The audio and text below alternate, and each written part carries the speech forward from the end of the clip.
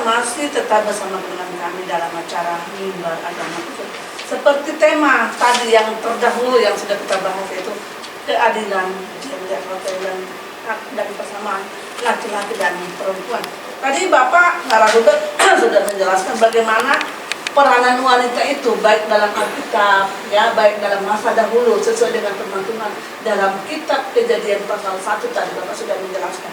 Nah sekarang kita bagaimana melihat tadi Bapak sempat menyinggung mengenai Rasul Paulus pun memiliki sahabat, tim, teman kerja dalam pelayanan, yaitu tadi seperti Priscilla, Aquila, dan teman-teman yang lain. Berarti dari zaman dahulu pun sudah diterapkan, sudah diingatkan, ini loh, wanita ini juga perlu diangkat, wanita ini juga perlu diberitahukan bagaimana keahlian kemampuan mereka. Buktinya Rasul Paulus mengajak wanita-wanita untuk teman satu timnya, Pak, ya. Dan sekarang bagaimana kepemimpinan gereja mungkin dalam perjanjian lama atau mungkin dalam perjanjian baru, bagaimana kepemimpinan wanita itu? Baik, terima kasih. Jadi kalau tadi kita bahas peranan ini masih mungkin agak sedikit levelnya di bawah. Tapi kan kepemimpinan ini sudah di atas. Di atas ya. Jadi kita akan lihat kepemimpinan wanita dalam Alkitab. Misalnya saya mulai dalam perjanjian baru, yaitu dalam Roma pasal 16 ayat 1 dan 2. Kata Rasul Paulus kembali, aku meminta perhatianmu terhadap PB, saudari kita yang melayani jemaat di Kenkrea. Di sini dikatakan, kemudian supaya kamu menyambut dia dalam Tuhan sebagaimana seharusnya bagi orang kudus, dan berikanlah kepadanya bantuan bila diperlukannya, sebab ia sendiri telah memberikan bantuan kepada banyak orang, juga kepadaku sendiri. Nah, yang pertama, di sini dikatakan PB ini adalah melayani jemaat di Kenkrea. Melayani dalam bahasa Yunani disebut diakonos, pelayan. Jadi pemimpin di situ. Pemimpin. Jelas spesifik. Berarti di atas pelayan dong, Pak, ya? Iya, bukan pelayan biasa, pemimpin dia di situ.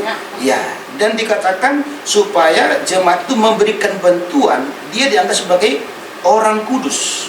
Biasa kalau kita orang kudus itu ya para rasul. Jadi setara. Paulus yang mengakui bahwa PB ini bagian dari orang kudus, dengan sama dengan dirinya, sama dengan toh para rasul yang lain, mereka harus memberikan support, bantuan. Dan memang juga PB ini sudah banyak membantu orang. Jadi ayat ini cukup jelas dan spesifik. Dalam perjanjian baru dikatakan PB adalah pemimpin pelayan ya, di jemaat di Kenkrea. Nah kemudian kita sedikit beralih ke perjanjian lama. Ya. Di sana kita dalam perjanjian baru. Nah, perjanjian lama kita tahu ada seorang yang wanita yang luar biasa yang bernama Deborah. Kita baca dulu di Hakim-Hakim 4 ayat 4 dan 5. Pada waktu itu Deborah seorang nabiya, istri Lapido, sebagaimana seharusnya ia memerintah sebagai hakim atas orang Israel. Ia biasa duduk di bawah pohon korma. Deborah antara Rama dan Betel, orang Israel menghadap dia untuk berhakim. Nah di sini sangat luar biasa. Dia seorang nabiya. Kalau wanita, ya, kalau laki-laki namanya nabi, kalau perempuan nabiya. Nah, jadi saya kira jabatan nabi cukup tinggi. Nabi, rasul, gembala, penginjil, guru. Penginjil, gembala, dan guru. Ini 3 jabatan khusus ini dalam Alkitab. Jadi kalau Deborah ini disebut sebagai nabi, ini jabatan yang luar biasa saya kira. Itu pun Tuhan bisa percayakan bagi seorang wanita. Dalam kehidupan dia. Ya, artinya Tuhan yang memilih. Nah, jadi ini, ya, Pak, kalau Tuhan tidak mempersoalkan gender, kenapa kita mesti persoalkannya? Nah, ini penting. Nah, satu lagi, ya, yaitu dalam Esther pasal 4 ayat 16. Ini seorang Esther ini, dia memang bukan nabi, tapi dikatakan, pergilah, kumpulkanlah semua orang Yahudi yang terdapat di benteng Susan, berpuasalah untuk aku, janganlah makan dan janganlah minum 3 hari lamanya, baik waktu malam. Aku serta dayang-dayangku pun akan berpuasa demikian, dan kemudian aku akan masuk menghadap raja. Sungguh pun berlawanan dengan undang-undang, kalau terpaksa aku mati, biarlah mati. Jadi konteksnya begini, orang Yahudi sedang mengalami ancaman pemusnahan oleh yang bernama seorang Haman. Nah, Esther sebagai ratu yang dikatakan pada saat itu sebagai betul. pemimpin juga Pak ya? Ya, sebagai pemimpin berarti mendampingi Ratu Ahasuerus. Tapi dia tidak serta-merta mengurus pemerintahan. Tapi dia ada di situ. Maka karena dia mendengar dari Mordekai ada ancaman genosida lah bahasa sekarangnya kan. Maka dia meminta para dayang-dayangnya, para timnya, mari kita berpuasa 3 hari 3 malam. Kita berseru kepada Tuhan, karena aku akan menghadap kepada Raja supaya saya mau sampaikan rencana jahat ini supaya ini dibatalkan. Nah, artinya di sini bahwa Esther sebagai pemimpin, ya walaupun dia memang bukan sebagai raja, bukan sebagai nabi, tapi peranannya sangat signifikan untuk menyelamatkan bangsa Yahudi dari kemusnahan itu. Dan ini sampai hari ini orang Yahudi, orang Israel merayakan hari keselamatan, hari raya Purim. Jadi sangat berarti sekali. Kalau tidak ada waktu itu Ratu Esther yang berinisiatif untuk memohon kepada Tuhan supaya dia akan menghadap raja, dan ternyata puji Tuhan walaupun belum waktunya untuk menghadap raja, maka dia menghadap raja, dan puji Tuhan raja merestui. Ada apa istrimu? Dan dia diberi, artinya silakan apa yang kamu, dia ceritakanlah semua.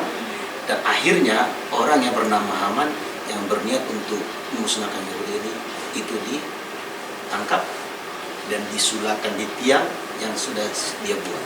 Jadi luar biasa Esther di sini menyelamatkan bangsa. Berarti kita tadi sudah mendengarkan bagaimana kepemimpinan wanita itu ya, yang dipakai Tuhan, baik dalam kitab Perjanjian Baru dan kitab Perjanjian Lama. Yaitu tadi PB dalam kitab Perjanjian Lama, Deborah dalam kitab Perjanjian Lama, dan Esther dalam kitab Perjanjian Lama. Nah, dari pembahasan yang kita tadi ambil intinya, berarti dan dari kitab Perjanjian pasal 1 tadi berarti sejak zaman dahulu wanita, laki-laki dan perempuan sama diberi kesempatan yang sama. Kesempatan yang sama ya Pak ya. Nah, kalau begitu apa sebagai kesimpulan kita dalam pembahasan kita mengenai gender pada saat ini? Oke, baik. Jadi artinya gini. Jadi ini, kalau kita melihat rujukan semua dari awal sampai akhir tadi itu, bahwa Tuhan tidak pernah membeda-bedakan, ya, tetapi memberi kesempatan yang sama. Nah, oleh sebab itu kesimpulannya bagi para wanita, terutama dalam konteks gereja Tuhan di masa kini, saya kira tidak ada alasan bagi kita untuk tidak memberi kesempatan. Tinggal bagaimana lembaga gereja ataupun yang sama dengan itu memberdayakan para perempuan ini, mungkin memberikan pendidikan, memberikan pelatihan dan segala macam, maka mereka pasti akan sama kualitasnya dengan para pria. Tentu dengan tidak melupakan kodratnya sebagai wanita, yaitu sudah pasti dia seorang penolong bagi suami, dia nanti punya anak tadi, membesarkan anaknya dan hal-hal lainnya. Jadi itulah sangat penting bagi kita bahwa wanita bisa sama seperti pria, tapi juga berkualitas. Jadi sebagai kesimpulan tadi, Tuhan tidak pernah membeda-bedakan ya antara wanita dan perempuan sesuai dengan kitab Kejadian 1 ayat 27 tadi ya. Jadi semoga dengan pertemuan kita, mimbar kita pada sore hari ini dapat menggerakkan, memberikan semangat khususnya buat kaum wanita. Ingat bahwa tugas kita adalah sama dengan apa yang telah Tuhan berikan kepada kaum laki-laki dan kepada kaum perempuan. Jadi kita mampu dan pasti kita bisa. Oke Pak, terima kasih atas waktunya sudah memberikan waktu kita pada sore hari. Terima kasih pemirsa. Sampai sini perjumpaan kita. Tuhan Yesus memberkati. Salam.